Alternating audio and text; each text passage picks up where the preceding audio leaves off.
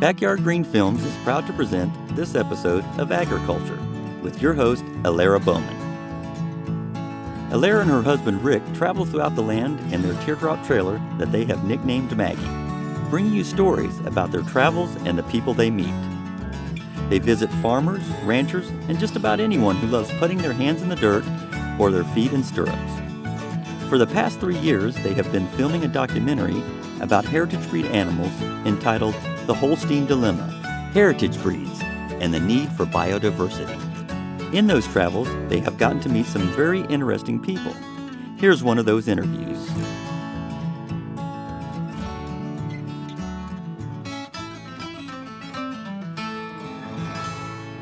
We're celebrating our independence here in America this week, and what could be a more appropriate podcast to celebrate the 4th of July than an animal that represents the best of America, the Texas Longhorn. We sat down with 2 experienced ranchers from different areas, and I'll let them introduce themselves. Oh yeah, well, this is John and Darlene Nelson. This is Clover Bloom Ranch, and east of Wellington, Colorado. And one thing I'll tell you about the name, Clover Bloom Ranch. My grandmother and her brother, 2 brothers, came from Sweden, and they settled in Minnesota. And in 1920, they bought a farm in Minnesota, and the guy who, I think he had homesteaded it, his name was Mr. Clover, and he sold the farm to a man named Carl Bloom. And so then they bought it from Carl Bloom, and they called their farm Clover Bloom Farm. And that's where I used to spend my summers when I was a kid, from Chicago, and that's how I got interested in cows. And so when we started this, of course, it was natural to call this Clover Bloom Ranch. Well, I got kind of interested in longhorns and thought a little about them, read a little about them. And we bought 2 of them. We bought 2 cows and 2 calves, and they were bred back. So that's called a 3-in-1 package. So we had those, and by the time we got them out here, because we didn't have our fences up yet, we had 6. And you know, it doesn't take long before those 6 become 12, and then those 12 become 24. I'm Debbie Davis. I'm a breeder of Texas Longhorn cattle in South Central Texas. My ranch is DWD Longhorns, and I am registrar and past president of the Cattlemen's Texas Longhorn Registry. I can't say all this in Robert Mitchum's or Sam Elliott's voice, but I'll do my best. Beef. Barbecued, burgered, or bratwurst. It's what will be on our grill this Thursday for the July 4th celebration. And now to Texas. The land that people to this day associate with cowboy hats and dusty boots, where wildcatters became oil barons, where pure gumption, sweat, and stubbornness turned wide-open emptiness into productive ranches with beef cattle as far as the eye could see. Texas, with the famous Chisholm Trail driving from somewhere near San Antonio through to the railhead in Kansas City to take good American beef to the railhead to feed a hungry eastern populace. And what is more representative than the great state of Texas and the US of A than the Texas Longhorn? Purebred gumption and feistiness, built like an unnamed Detroit truck brand, solid, beefy, massive horns up to 8 feet, pure power, feisty as anything, often aggressive and dangerous animals to be around, and sometimes just plain mean. They're pure American, and they originate right here in these United States. Honey, they aren't really supposed to be more dangerous than any other kinds of cattle. Well, of course they are. All of that power and the cartoons with the smoke coming out of their nostrils? No, people actually use them for riding sometimes. If you get in between a calf and a cow, of course, you'll have problems. But they aren't necessarily meaner than other cattle. I'll let our ranchers tell you about it. They're very intelligent animals, so they adapt to their environment. That they're gentle by nature.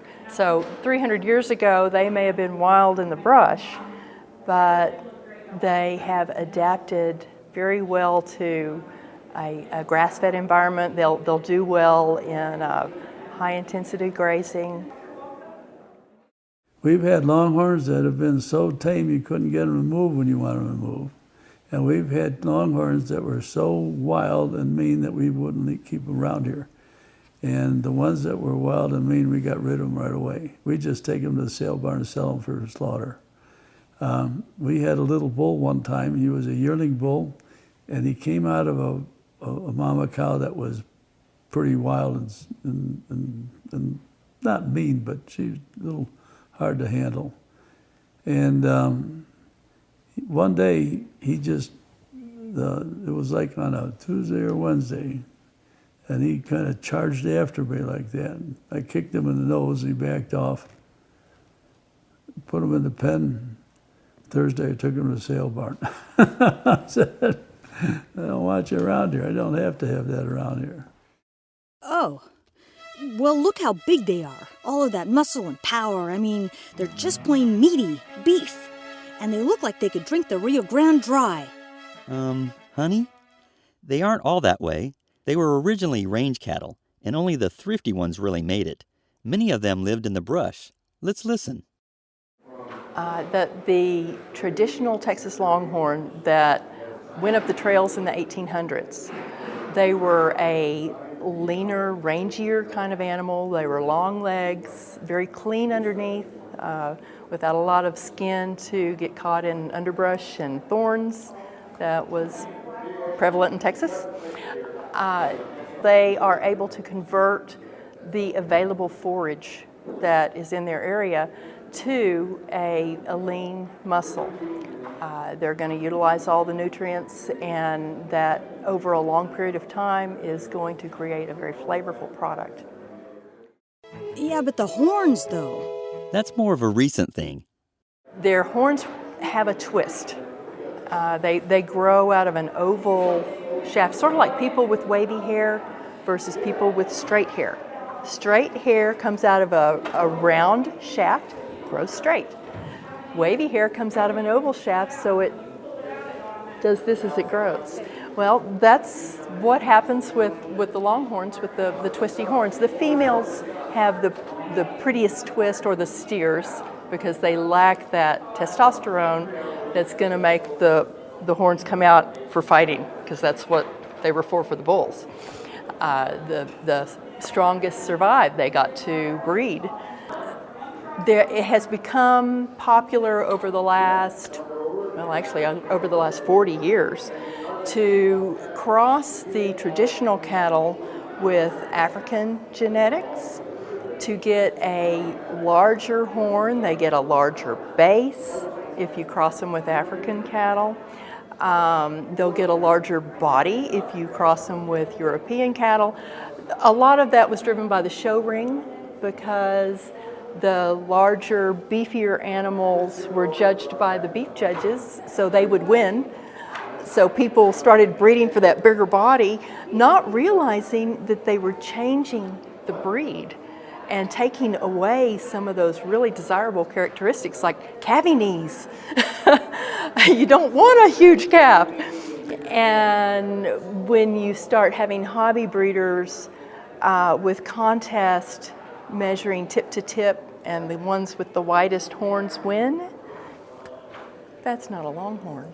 That's a composite breed that has value in itself, but it is not. It was not made by nature, and you're going to lose some of the valuable characteristics that the heritage breed has to offer. There's a book called The Longhorns by Frank Doherty. You ought to read that. It's about that thick, but it's a real good book about the Longhorns, and he's got some pictures of the old Longhorns. You saw our bull out here. He's got those horns that go out like this, and I think those are like 80-some inches tip to tip, 7 feet long from tip to tip. When we first got into this, 60 inches was the thing. If you got a bull that had horns that went over 60 inches, that was good. Now a 60-inch bull isn't going to sell. You got to have over 70, and you really got to have over 80. Well, you see, I also like to sell my Longhorns. and you aren't going to get good money for a longhorn that doesn't have big horns. I think it's getting to be a little overblown. I think it's getting to be too big. And everybody wants lateral horns, the horns that go out like that. And like that one cow we have down there, her horns go up and go around and kind of curl. That's pretty. I like that. Now, in Frank Doherty's time, I'll bet the horns weren't 2 feet from tip to tip, and they came out of the head like this, went up and went back. They were the scrawniest cattle. If you had a cow like that and tried to sell her, you'd never sell her in today's market. And by the way, they didn't really originate here. What? Of course they did. No, they actually came from a couple of different places. The legend is that Christopher Columbus brought some cattle with him from Spain, and they came to I think he came to Florida then. He had landed in the West Indies before that, but this was his second voyage. And then the legend is that the cattle got loose and all this and that and so on. And there's probably some truth to some of that. But the Spanish were coming here in the 1500s. Right after Christopher Columbus, the Spanish started coming to South America, and they brought cattle with them. There was a guy named Gregorio Villalobos who brought a bunch of cattle with him. And they came up, and they didn't have real good fences and stuff. Then a lot of their corrals were made just out of cactus. They just plant cactus around, and then the cattle couldn't get through the cactus. And so a lot of cattle got loose there and so on. And so there was a lot of wild cattle. And down in the chaparral in southern Texas, there was a lot of room for wild cattle. They could hide. There were a lot of people running around in there and so on. And so they were down there. Now, those cattle were the only ones who really survived were the hardiest. And there's one thing about them was that there's a type of tick that sucks on the blood on the cattle, and I don't know if it can kill them, but it can make them pretty sick anyway. And the Texas Longhorns developed a natural immunity to the ticks. The ticks didn't bother them. So these cattle lived down in the chaparral in southern Texas. And so then after the Civil War, there were a lot of cowboys down there, and they had what are we going to do now? We got to do something to make a living and stuff. Well, some guy found out that if he took a bunch of cattle up to Kansas, he could buy them for 10 cents a head down there and sell them for over $1 up here and ship them east. They could make a lot of money on this. So they started doing that. So then they started going down and buying cattle down there. Now, the interesting thing was, here's how you bought cattle in those days. You'd have a piece of land, several thousand acres, and I'd come to you and I'd say, I want to buy the Longhorns on here. Buy the cattle. They were just the wild cattle. They didn't call them Longhorns necessarily. I want to buy the cattle on here. Okay. And the guy who owned the land would have an idea of how many head he thought he had on there. And he'd tell the guy, okay, you got so and so many, you go around, look around, see what you think. Tell me how many head you think are in there. So we decide among ourselves that there's 3,000 head of cattle in there. So you'd pay me for 3,000 head of cattle. Now you got 6 months or 9 months or whatever to go and round up 3,000 head of cattle, but you might not get all 3,000, you probably wouldn't. But as you got as many cattle as you could in that time period, and they belonged to you then. And you'd take them in, put them in corrals, and those cowboys must have been they must have been tough. They would ride through that chaparral, and the thorns on the cactus and that's why you see these Mexican saddles, with the big steel protection on the tips, gloves, heavy leather so that the cactus didn't cut through. And they would take those cattle in, they'd rope them, they'd castrate them, make them steers. They'd put them in pens and corrals and keep them in there and get them all gathered up. And time's up. Now that's the cattle you own. So now you got 2,000 head of cattle. Now you're going to move them north. Well, you got to get some cowboys. So you get 100 head of horses. That's your remuda. And you get 10 cowboys. You let the cowboy go out and pick out which 10 horses he wanted to have for his, trail ride. And you'd make a contract with them that you'd pay them so much when they got to the trail up to Kansas City or Dodge or wherever you're, not Kansas City, but Dodge City or some of the other ones on western Kansas. And some of them took them all the way up to Nebraska. And up into Montana too. But you'd have those 10 cowboys driving 2,000 head of cattle. The Texas Longhorn in today's environment is valuable in the Southwest because we don't need inputs from urban areas.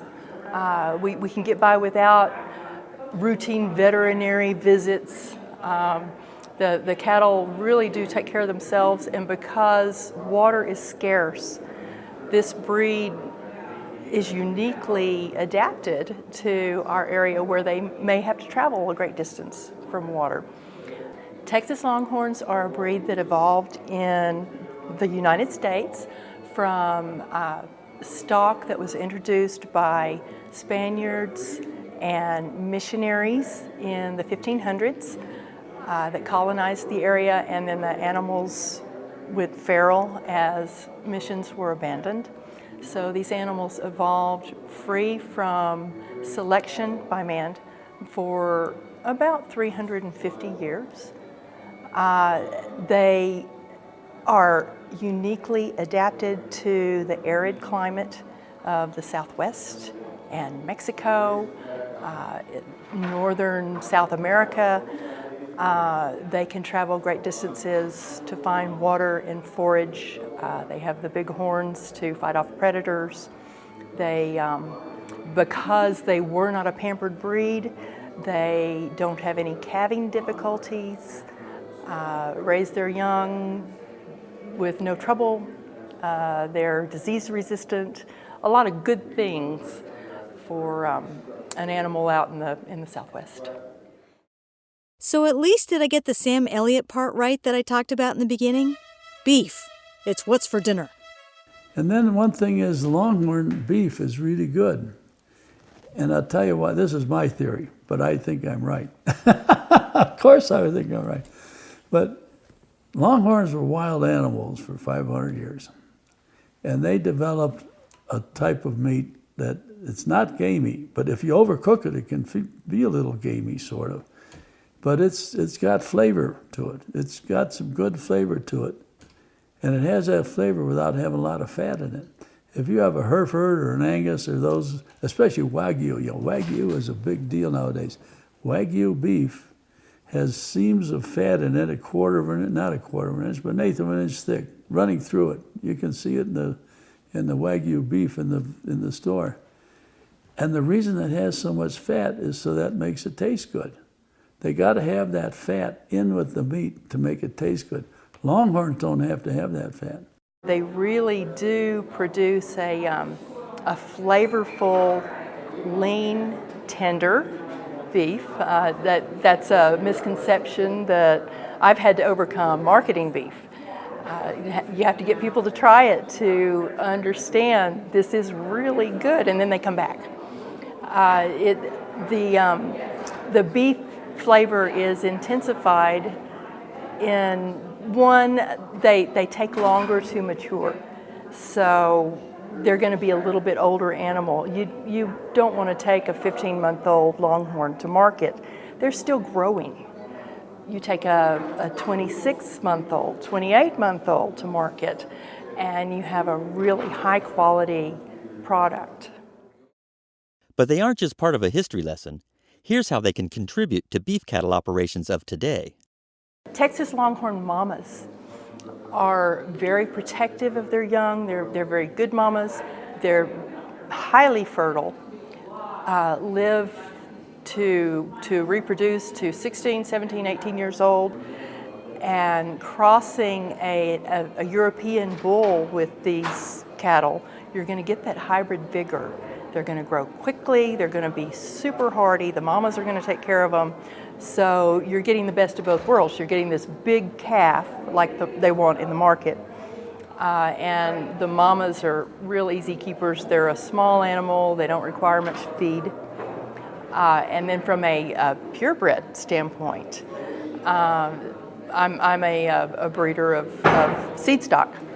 So I want to make sure that my cattle are genetically pure and historically correct, so I can provide seed stock for these other producers that is going to be guaranteed to be the genuine article. You're going to get that hybrid vigor that you want.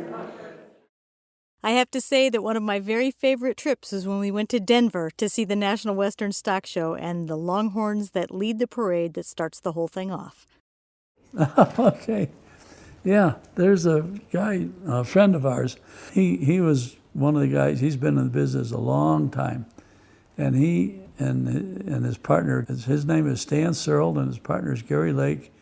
And they have a ranch together called Silverado Ranch. And Stan has done this for years. And he has a herd of cattle that you can take to town.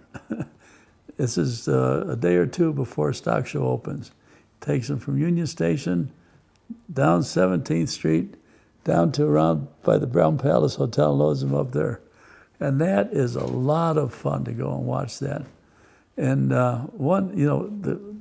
this is part of the parade, and they're leading the parade sort of, not really leading, they're usually, they have the color guard and the stagecoach ahead of them and this and that, and then come the Longhorns. Well, the police will every once in a while stop the parade and let the cross traffic go through. Well, this one time, it was right on the corner where I was standing watching them. The cop was not a cowboy, I'll tell you that.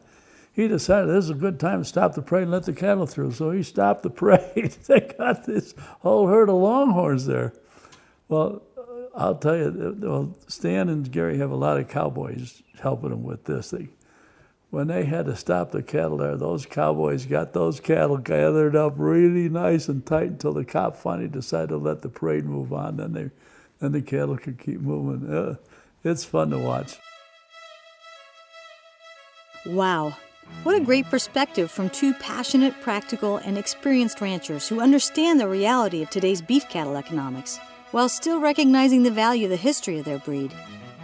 Since this is the time we're celebrating our existence in the United States and being proud of our identity, I find myself thinking about the philosophy of it all and the connection between how we evolve as people and how our animals are representative of that as well. It's a personal perspective that's different for each of us as to what makes us Americans and is constantly evolving on a personal and a national level.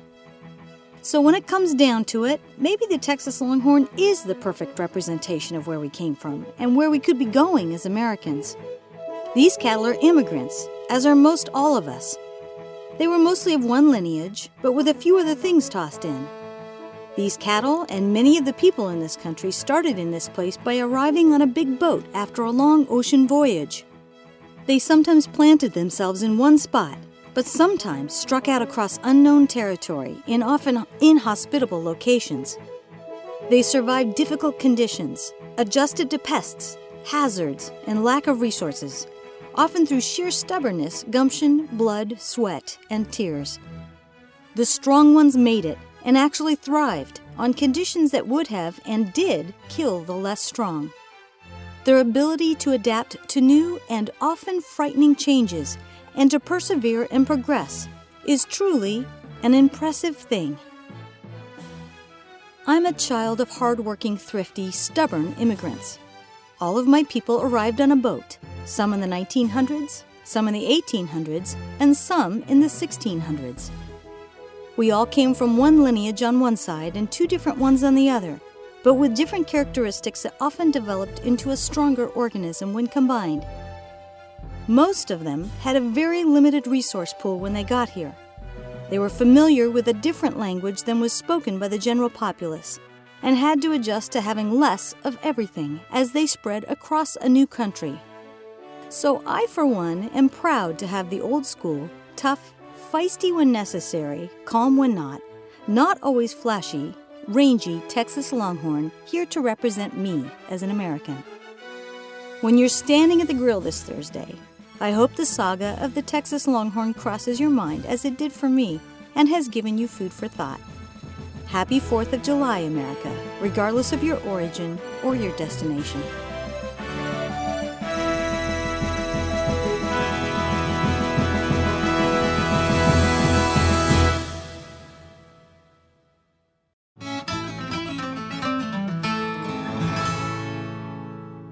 If you liked our podcast, please subscribe. This is how we keep going. And please tell your friends to join us. Please feel free to post any questions or comments that you might have to our social media sites. Our Twitter feed is at Backyard Green Films, spelled BKYRDGREENFILMS. Our Instagram is at Backyard Green Films, BACKYARDGREENFILMS.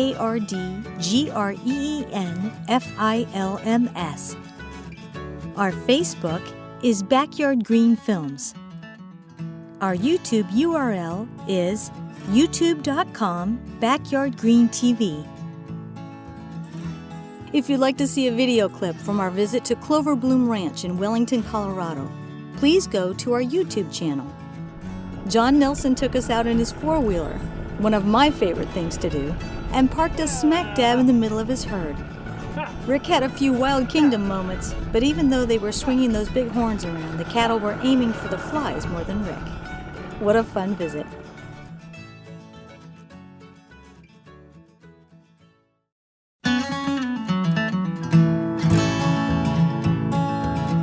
If you would like more information on the Texas Longhorns, here are some different resources for you. The Livestock Conservancy can be found at livestockconservancy.org. The Cattlemen's Texas Longhorn Registry represents the old line of original Texas Longhorns that are now endangered. Their website can be found at ctlr.org. For John Nelson's website, please visit cloverbloomlonghorns.com.